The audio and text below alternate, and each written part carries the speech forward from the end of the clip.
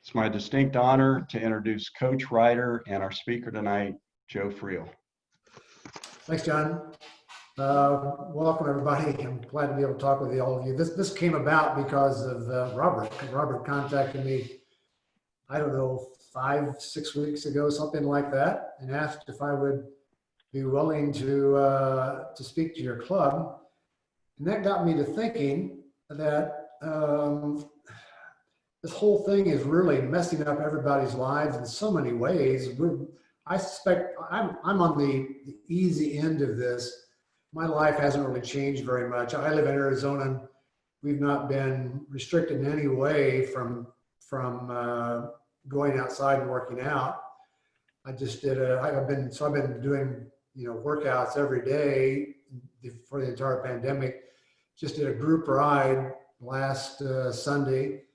So things are really not all that bad here at all. And so because of that, and what I've been reading and people I've been talking to around the country, I've come to realize I've really got it very, very easy. And I've been feeling somewhat guilty because of that everybody else seems to be suffering a lot, and my life has gone on without really any change at all. I do my workout in the morning, and I come back and I spend the rest of the day at my computer in my home office, and none of those things are restricted where I am. So, when Robert suggested this to me, I said, gosh, that sounds like a pretty good idea. So I started contacting other clubs to see if they'd be interested in doing it also. So far I've talked to, I think, something like about 10 or 12 clubs around the US and the UK, much as I'm talking with your group tonight. And I've still got several more to go, just because I want to feel like I'm helping out a little bit with what's going on in the world right now. My little tiny piece of the world is triathlon, and especially triathletes who are interested in training. And that's really what I want to talk with you about tonight is what's going on as far as what can you be doing as far as your training. And that's really the first question. The first question is, what should you be doing? But the second question is more important. That question is, why should I even be doing it? There are no races. They've either been postponed or canceled. They're talking about a second wave of this virus, September, October, probably. I'm reading that almost every place I go online, reading about this whole situation. So why should I even be training? Why not just take all this time off and rest and have a good time and whatever you can do with your life beyond training? I know that sounds difficult for triathletes to do, but I also know there are some who are doing that. My concern has always been, since this began, is that we're going to lose triathletes. People are going to drop by the wayside because they'll lose their motivation. Why am I doing this? There's no races, there's nothing going on. So why should I even do this? Let me suggest one reason to answer that question about why you should be doing something right now. And that is, this is probably the best chance you'll ever have in your entire life, I hope, to build a tremendous base of fitness. This is never going to happen again, I hope again. This will never happen again.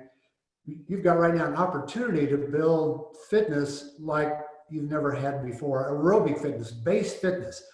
So with that in mind, I want to suggest 3 things you could be doing to improve your base fitness. Base meaning the things that you do that create the foundation on which you eventually build your race readiness. We're not ready for race readiness yet, so we just want to build base. I would suggest there are 3 things. They're all simple. You can do them all from what I've been know about your situation right now down there. Number 1 is you can do 5 easy workouts a week. I know you won't do it. As soon as I say easy, it turns every triathlete off. We all don't like the word easy. We tend to make things harder than they should be. We push ourselves to our limits far too often. If you would only do 5 easy days, I think I said workouts a while ago, I'm going to retract that. If you do 5 easy days a week, so that could be, let's say, on one day, like a Monday, you do an easy bike ride. and the next day you do an easy bike and run. And another day you do an easy run, another day you do an easy bike and run, another day you do an easy bike. So whatever combination you want. 5 days a week are easy. And I know you're not all training every day. It's common to take a day off from training. So if you've got, let's say, 2 days a week when you're not training, those are zeros. Those are still easy days, okay? Zeros are easy days. So that would mean instead of you're doing 5 workouts a week, you're doing 3 workouts a week. I'll come back to the 2 other days in just a little bit, but you got 2 off, or whatever you do. You may have 1 off or 2 off, or whatever it is you do. The idea is you only do 5 days a week easy. Easy. What does easy mean? Easy means zone 1, low zone 2. And I'm talking now, if you're using a heart rate monitor, I'm talking about my heart rate zone system. If you're using somebody else's zones, that's okay, but I don't know what their zone systems are, so I can't speak to anybody else's. So if you're using mine, it's zone 1 and low zone 2. What that does is put you right next to your aerobic threshold. Your aerobic threshold is where your aerobic fitness is built. So if I tell an athlete to go out and do a zone 1, low zone 2 workout, what I'm saying is I want you to be around your aerobic threshold for whatever period of time. Let's say you're doing a 1-hour bike ride. I want you around your aerobic threshold for 1 hour. You should be, that's not a problem. You should be able to do it. The problem is up here. The problem is we decide this doesn't feel hard enough. So we got to make it a zone 3. That's the typical thing a triathlete does. They go out for that 1-hour bike ride, which is supposed to be easy. It feels too easy, so they make it a 3, thinking that's going to give them more fitness. I'm sorry to tell you, but it won't give you more fitness. It does not work that way. You've got to develop your aerobic fitness by being close to your aerobic threshold. There has been something like 16 years of studies being done on this now, starting in the early 2000s. Professor in Norway by the name of Seiler. He's from Texas, by the way. I don't imagine what it sounds like. I know Stephen, and I can't imagine in what a Texas accent sounds like in Norwegian, but he teaches in Norway, and he's done all the research on this, and the research has shown the same thing. It doesn't matter if you're a novice or if you're an elite athlete or anything in between, doing most of your workouts, something like 80% of your training at a low intensity, aerobic intensity, will improve your performance. And again, I know you don't believe me because I've talked with so many triathletes over decades and coached so many that I know it's difficult to accept that. You're going to have to try it and see what happens over long term, but I would guarantee if you do it, you'll improve. Let me give you one example. You guys may remember Lynn Jorgensen from the 2016 Olympics in Rio. Lynn won the women's triathlon gold medal. She started training this way about 2015, if I recall right. And what she discovered, as she reported in 2016, was that her average running pace went down training this way, which would make sense. She's doing a lot of very slow workouts. So her average running pace went down, but her race speed went up. That's the bottom line. That's why you do this, is because you get faster. Why do you get faster? Well, one, because you become much better at burning fat for fuel. You become a much better endurance athlete. That's not the only thing physiologically, but that's one thing that changes. You just become much better at burning fat for fuel. The second thing that changes is when it comes time for a hard workout, you're actually fresh and ready to do a hard workout. The athlete who does zone 3, because zones 1 and low zone 2 sound too easy, comes to the hard workout day having done several zone 3 workouts and just a little bit fatigued. Not bad, but a little bit fatigued. So when it's time to do the hard workout, it also moves toward the 3 zone. It becomes moderate also. And so nothing becomes hard anymore. Everything moves to the middle. Training this middle zone is not a good idea. You need to be training one way or the other. Workouts should either be easy or be hard. So now I've talked about the 5 days a week easy. That's Everybody grasped that very quickly, I'm sure. The only issue is, can you do it? Let me talk about the 2 days hard. The 2 days hard is where the benefits come from. I would say right now, there are really 2 things physiologically you need to be working on. You're losing aerobic capacity. I suspect. I can't speak for everybody here, but I suspect you're losing aerobic capacity. Aerobic capacity is VO2 max. It's how much oxygen can you use to produce energy. The more oxygen you can use to produce energy, the faster you go. Athletes who have high VO2 maxes typically are very much faster than athletes who have low VO2 maxes. And I qualified that a little bit because there's other things in the mix here besides just that one element. But that's the most common thing that separates fast runners, fast bike cyclists, fast swimmers from slow people is VO2 max. So I would suggest 2 workouts a week, 2 days a week are hard days. And I would have you do 1 bike workout on one of those days. You can do a second workout if you want to, but only 1 hard workout, bike or run.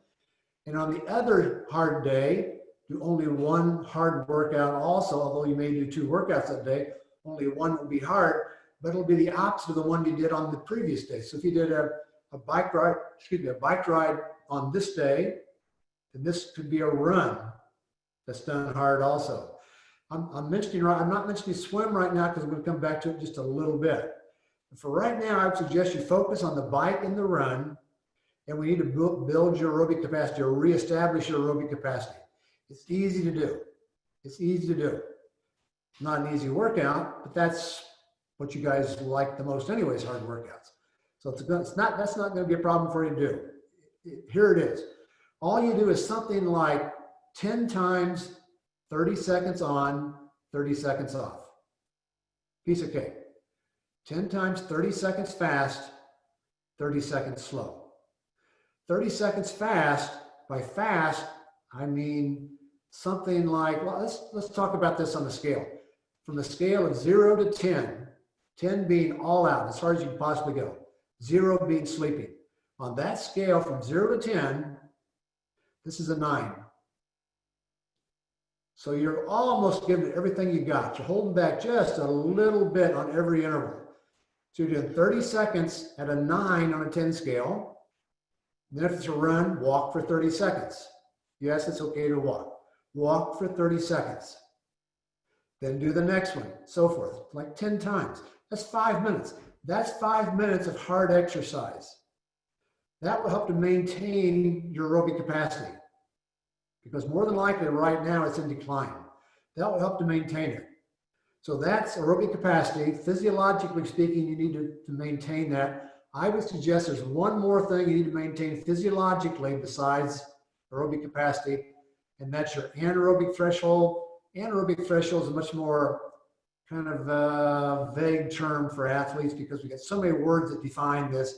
You may call it your anaerobic threshold. You may also call it your lactate threshold. You may call it your functional threshold, and there's more. I won't go into all the details, but we have different words that describe what I'm talking about. On this 0 to 10 scale, this is something like about a 7. So it's not nearly as hard as those 30-second intervals. It's a 7 on a 10 scale instead of a 9 on a 10 scale. So you're holding back. If you're thinking about your breathing, when you are doing these, you're just barely starting to breathe hard. When you're breathing hard, when you start to breathe hard, that's your anaerobic threshold. So let's talk about how to do a workout involving that. That would be something like 20 minutes at anaerobic threshold, 7 on a 10 scale. We could do that different ways. We could do 4 times 5 minutes intervals, 5 minutes, and then take a 25% recovery. So 5 minutes on, 1 minute and 15 seconds to recover. 5 minutes on, 1:15. 5 minutes, 1:15, 5 minutes. So notice each of those recoveries was quite short, only 1:15. When you're working on anaerobic threshold, lactate threshold, functional threshold, recoveries need to be short. It needs to be difficult when you're hit at 7. If you take a long recovery, you take 5 minutes recovery after a 5-minute interval, what you'll find you can do is you can come back and you can do 5 minutes, no problem at zone 7, at 7 on a 10 scale. That wouldn't be a problem for you. We don't want that to happen. We want it to become very difficult. So as the intervals progress, they become increasingly difficult because you're building fatigue all the way through the workout. So that would be one way of doing it. You could do 4 times 5 minutes. You could do 3 times 7 minutes. And that would be 145 recoveries. 7 minutes on, 145 recovery, and so forth. You could do 2 times 10 minutes. That would be a 230 recovery.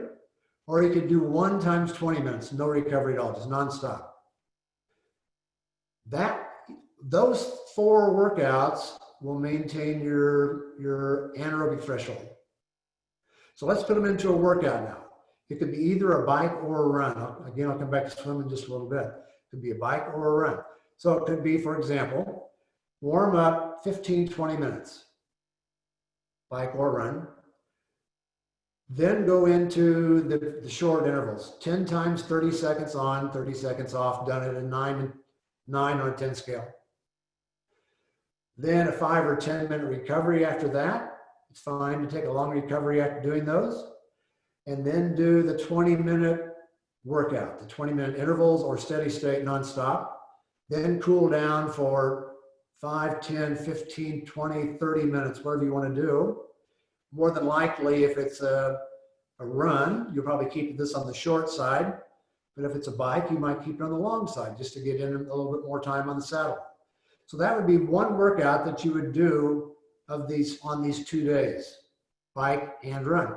Now, let me suggest this to you also, that those 2 days are best separated by at least 2 days. So at least 2 or 3 days between these 2 hard workouts. So it could be like Tuesday, Thursday, or Tuesday, Friday rather.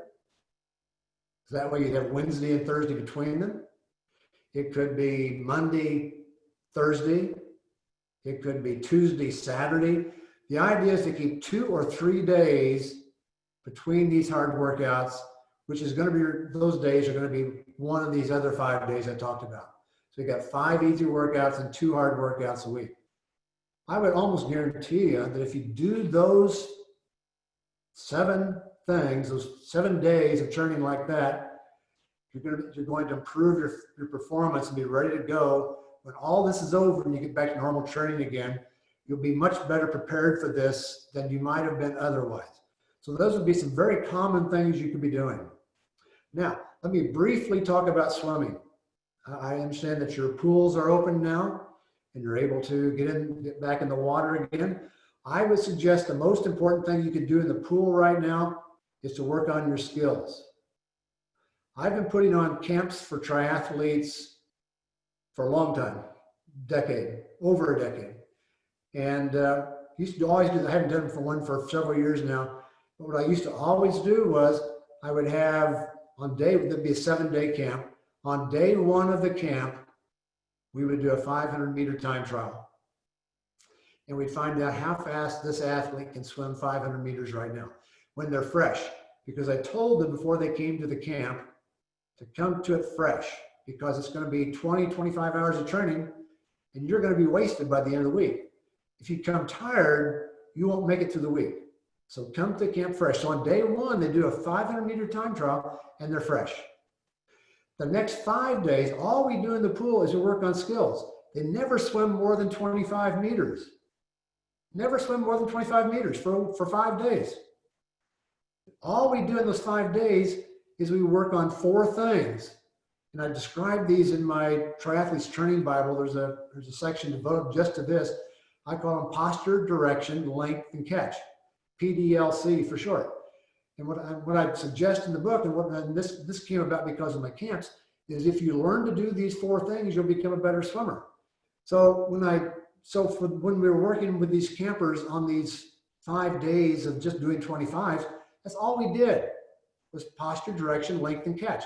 Just skill, nothing else. I would always get questions like, well, should my fingers be closed or my fingers be open? I really don't care. Makes no difference. That's like a 2% change in your fitness, your speed. PDLC will be like in the order of 20 to 30% for each of these four things. If you can master these four things, you're making a gigantic change in your performance. And then on the last day, 7th day, we would test again. Now they come to the test day tired, 20 to 25 hours, swim, bike, and run, they're tired. Guess what? Something like about 90% of them improved their performances. They had faster 500s tired than they had when they were fresh, and they never did anything like we consider to be fitness workouts. All they did was work on skills, and they got faster. Now, who are those 10%? Those 10%ers are people who were swimming, I discovered, about 90 seconds per 100 or faster. I would suggest if you're swimming 90 seconds or 100 per faster, probably PDLC won't do much for you. If you're swimming slower than 90 seconds per 100, like an Olympic distance race, if you're swimming slower than 90 seconds per 100, I would suggest these four things will do a lot for you. I'm not going to go into details on all this. I describe it in the book, and I've got it. It's online. If you do a search on PDLC on my blog, you'll find a blog post I wrote about it. So there's quite a bit of stuff I've written about this. But let me just give you one suggestion, one thing, because this is going to tie in. Let me hold back on that. I'm going to take you to I said there were three things I was going to tell you about. Let me take you to the third thing now, and then I'll tie it back into this idea of PDLC. The fourth thing I'm going to suggest to you, so far I've been talking about physiology. One, to maintain your aerobic capacity and maintain your anaerobic threshold. Let me suggest a third element to these physiological measures of performance, and this is something called force. And in our case, muscular force. Muscular force is the key to speed.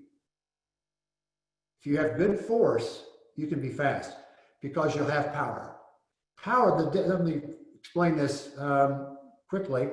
The formula for power, I don't care what the sport is, whether you have a power meter or not, power is still part of swimming, biking, and running. The more powerful you are, the faster you are in every sport.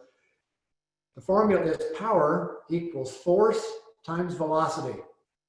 Velocity is how fast your pedals are turning. So 90 RPM is has a greater velocity than 80 RPM. If you're running and your cadence is, if you're counting one leg and you're running at a cadence of 90, that's more velocity than if you're running at a cadence of 80. Same thing for swimming.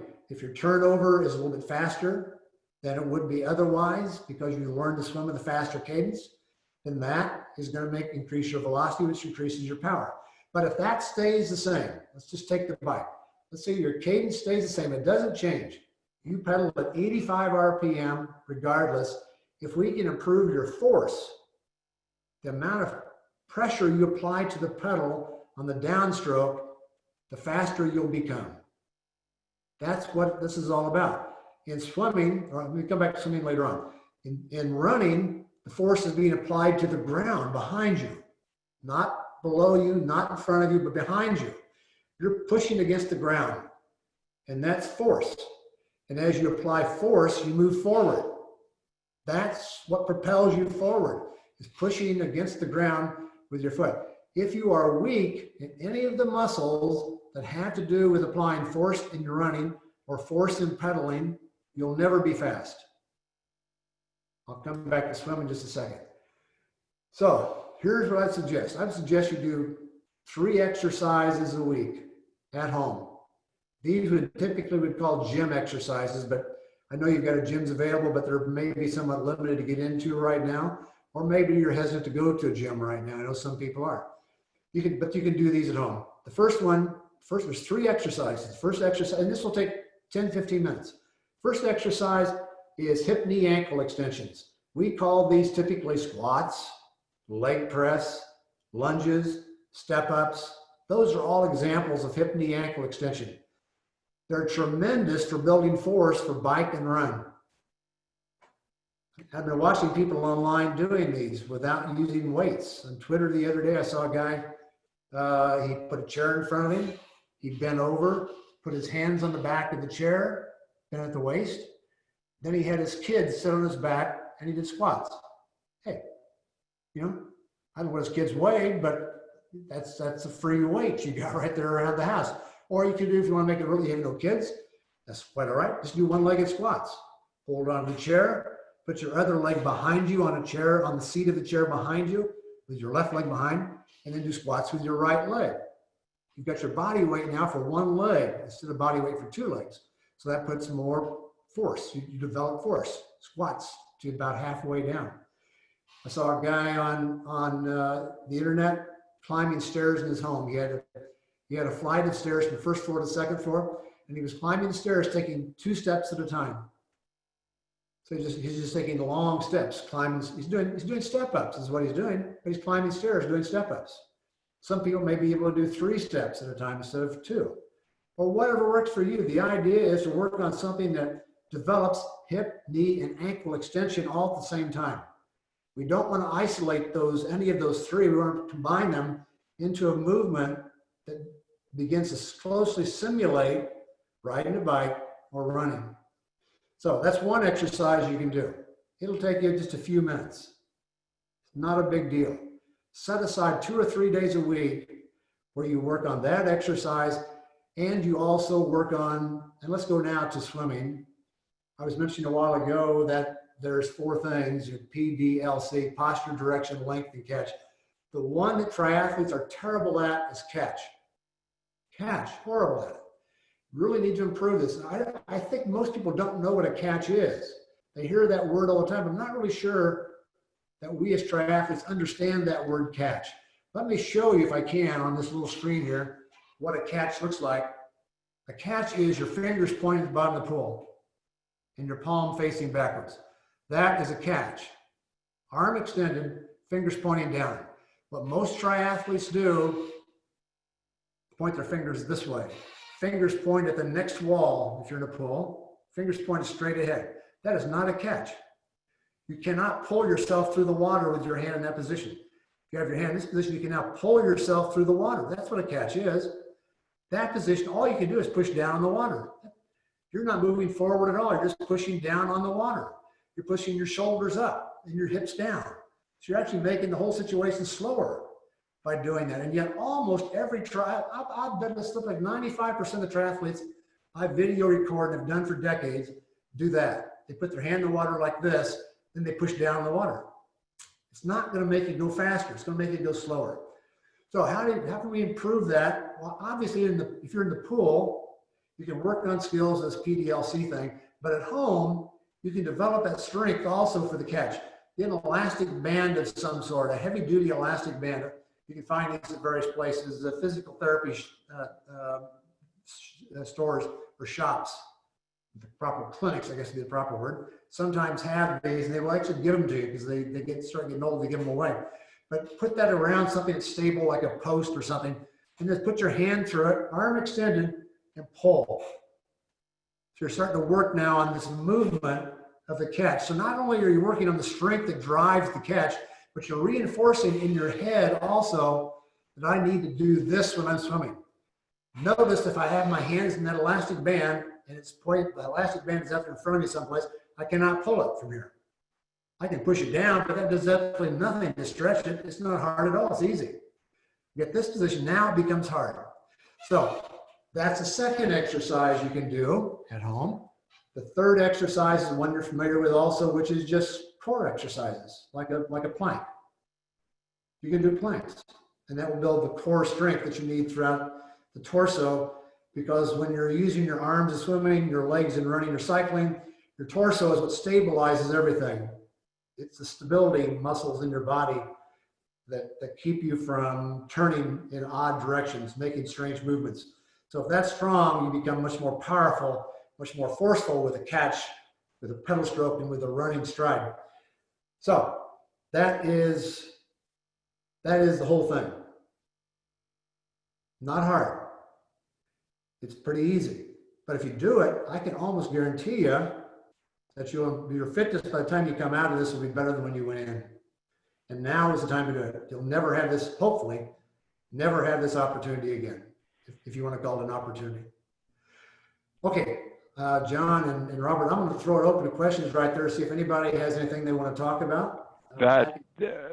Absolutely. Thank you, Joe. That is just crazy amazing. And being able to come out of all of this stronger than you went into it is absolutely what I would like everybody in other age groups to do. If you're in my age group, yeah, I'd like for you to get your favorite recovery beverage and take care of that versus getting out any armbands or anything like that. So if you have a question, if you would please just post it in the chat and let us know. One of the things, Joe, though, is in zone 2, when you're riding the bike, it's really hard to KOM those Strava segments. It is, yeah. Yeah, save those for your hard days. When you do the 20-minute workout. Yeah, but you see, like you get that email that says you lost that KOM. You just got to go back out there and get it. Yeah. I used to tell athletes when I was coaching that, here's how important this is to me. If you're out for a ride, an easy day, and you just happen to have somebody else coincide with you coming around the corner or something, next thing you know, you're next to another rider. The very first opportunity you get, turn and go away from that person. Why? Because it always becomes a race. The other person has to get a half wheel on you, and you got to get a half wheel. It becomes this half wheel thing until finally it's becoming a race. Don't allow that to happen. Stay away. This is a good time to stay away. In fact, you're probably required to right now. But maybe not. Maybe it's 10 people. I think somebody told me, Robert or John told me it's 10 people, something like that. Save those 10 people when you're doing the 2 hard days. 5 days, ride by yourself. It's a triathlon anyway. You race by yourself. 5 days, surely you can go for rides by yourself and ride easy. So any questions, feel free to post in the chat. Let me know that you have a question, and then I'll unmute you and get you into the queue. One of the things and absolutely, Joe, if I don't know if you have a Sharpie, but I was going to invite everybody to hold up their book, and then if you would, just sign your name on the monitor in front of you, and then that way we could we put the book on eBay and as an author autographed version. That'll happen. John Sivier, he has like a whole stack of books in front of him that he'd like to have you sign in turn. One of the things about in the strength workouts, the ballistic workouts, and the amount of weight that you should have on, it talks a little bit about max weight as 4 reps, and then what you should have in terms of, I think that in these times in particular, it's good to be able to get some of those training workouts in. Can you talk a little bit more about these ballistic and how you would recommend someone jumps on that in order so that they do those workouts that in the optimal way? Yeah, let's talk about loads for right now. How much load should you be using? I've talked about squats, for example. That would be an example of a hip, knee, and ankle extension. And what I'd suggest there is that this is now, if you're going to a gym, it's okay to start doing the heavier workouts. And I'm not going to go into details, and that's explained in my book. There's a chapter on lifting weights. But this is now, this could be called the base period, or it could even be called the prep period. It's very early in your season. Your season may not be until next spring sometime when this happens, when you finally get to a race. If you're in that very early season, it's okay to lift heavy weights. Just don't get carried away with it to the point that's all you ever do for the next several weeks. I would suggest only 3 or 4 weeks of heavy loads in the weight room. Again, I'm not going to go into the details. It's all in my book. If you're lifting at home, if you're not going to a gym, don't worry about loads. Just go to failure. If you're doing one-legged squats with your hands on a chair and your left foot on the chair behind you, so you're doing one-legged right leg squats, just do them to failure. Come down halfway, and when you feel like it's time that you just can't do it anymore, stop and do the other leg, or take a break for a couple of minutes, then do the other leg.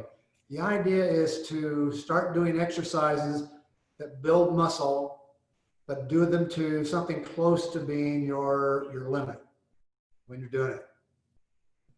Nice. Using heavy weights is one way to do that, but again, limit yourself to 3 or 4 weeks of that before you don't just keep doing it all summer and all winter. That's not a good idea.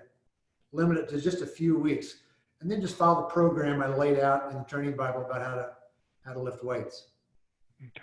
Awesome. Well, thank you for that. We have a question up from Brittany Beavis. Brittany, you're unmuted. Go ahead and ask your question. So I know you're a big fan of using power to train and like using that in conjunction with heart rate, and some of us don't have power yet. So I was just wondering, can you speak to, like, for example, when you're doing a time trial and you're only going on heart rate and rate of perceived effort, and in a sense I don't know if you would consider it muscular endurance or force, but your legs are actually giving out before your heart rate is getting up to the value that you think it can be,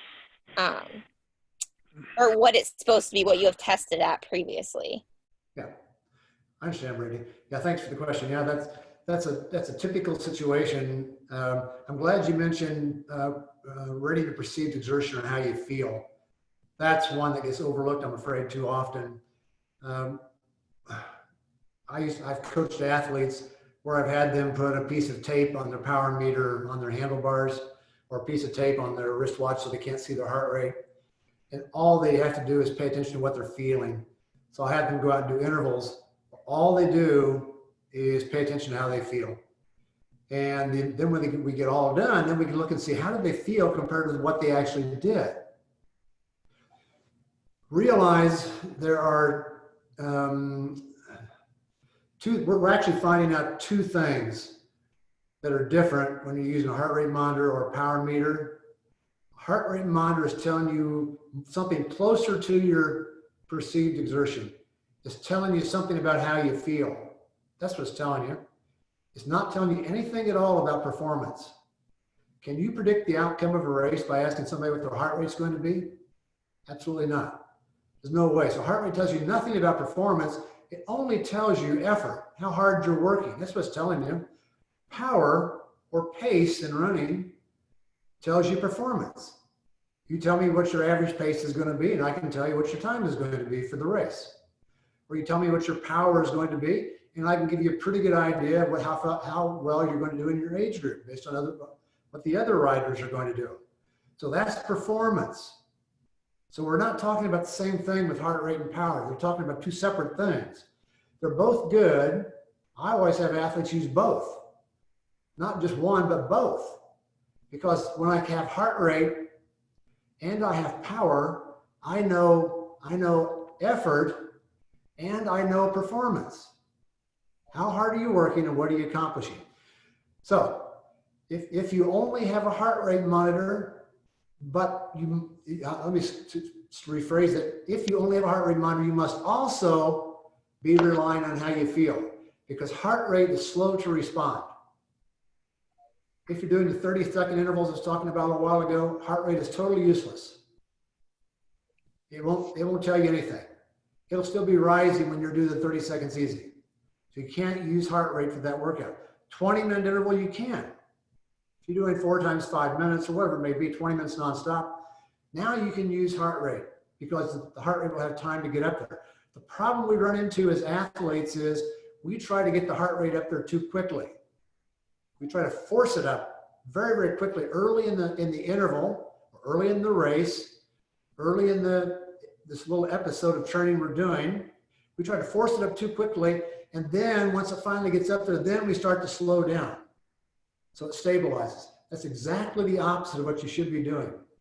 Exactly the opposite. It should be a ramp up, like doing intervals or racing. It should be a ramp up and then stabilize. Not go really hard and then slow down. That's not the way to do it.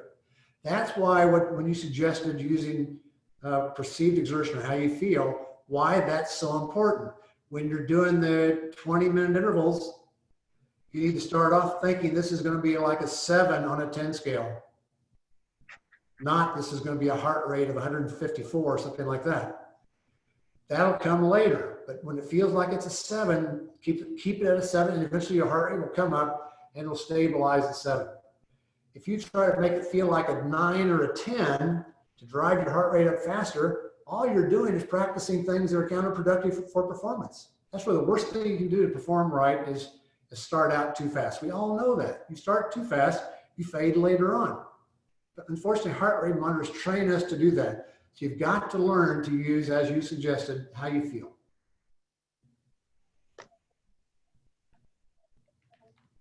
Excellent, Brittany. Thank you so much for that. And we have Lena Yorez.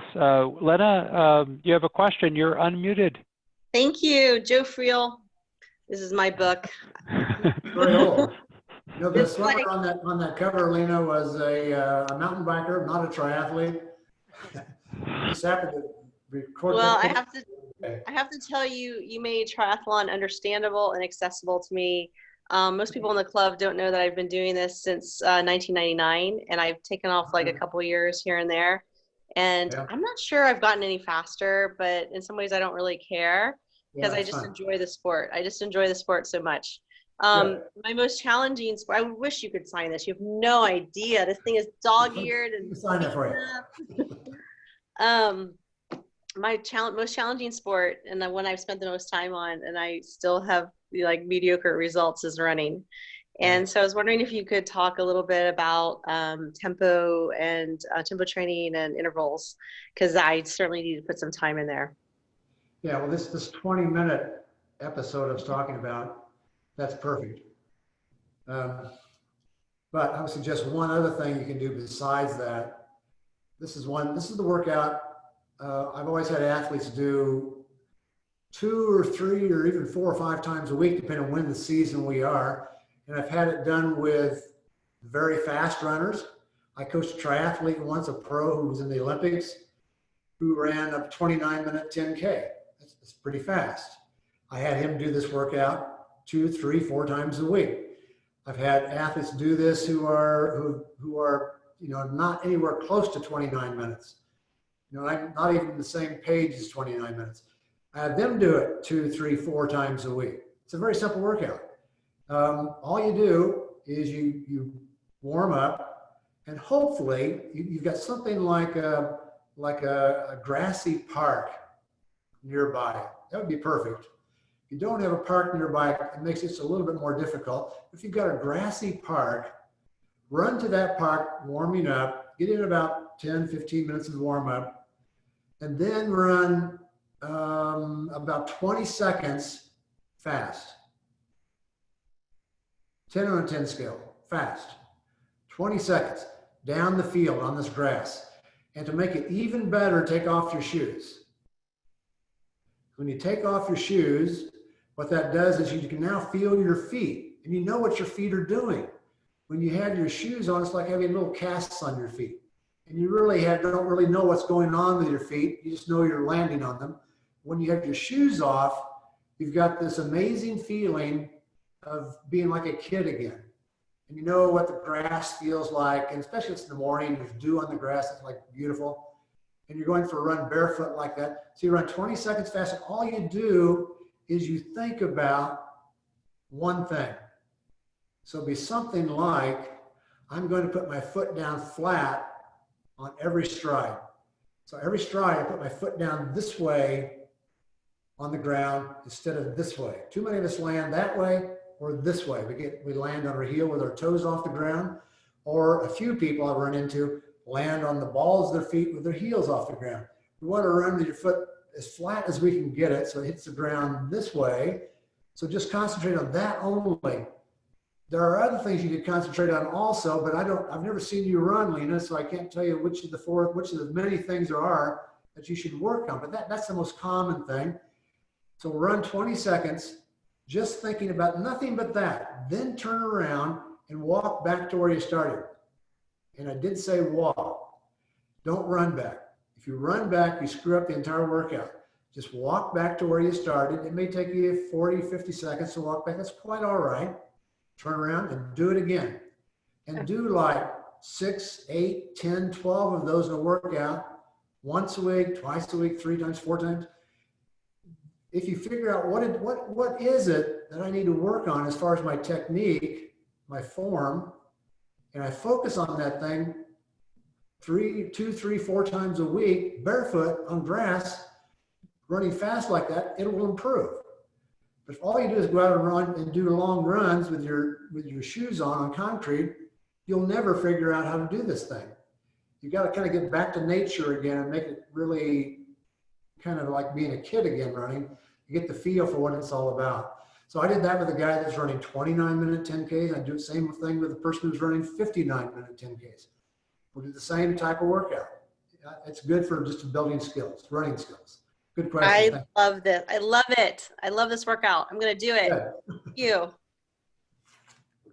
Lena, in the morning when you do that, please come to the group and tell us how that run was. That sounds like an amazing run outside in the grass. We want photos. Just like the Torah Umara in Born to Run. It's perfect. Exactly. Yeah, Thank you so much. Exactly. So, Joe, any final thoughts? I know in particular in the with the Triathlete Training Bible, there is a very large section about the mental side of the triathlon, and in particular with races canceled, with events kind of up in the air, and then it's always rescheduled for 6 weeks, and then it doesn't happen at all. And normally you'd have 2 or 3 A races, and we're looking at maybe having 1 or none. How do we stay mentally focused and up?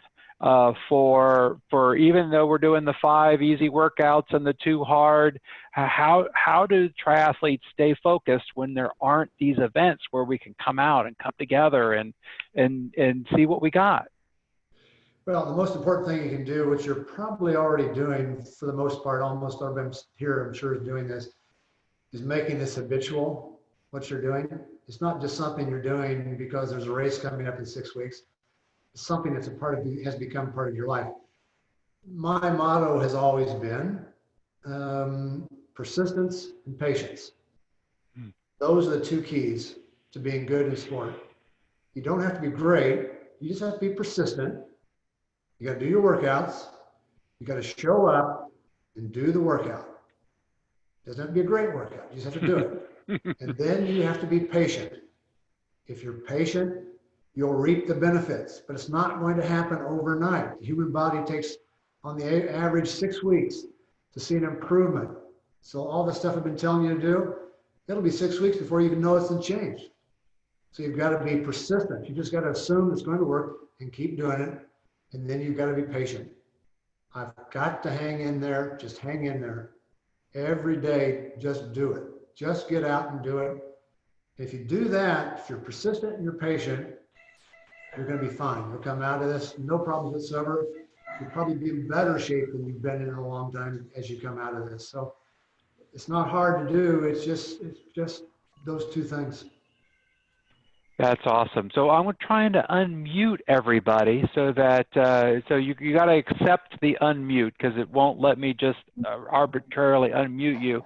So if you would unmute yourselves and let's give Mr. Friel an amazing round of applause. Thank you. Thank you very much. Good job.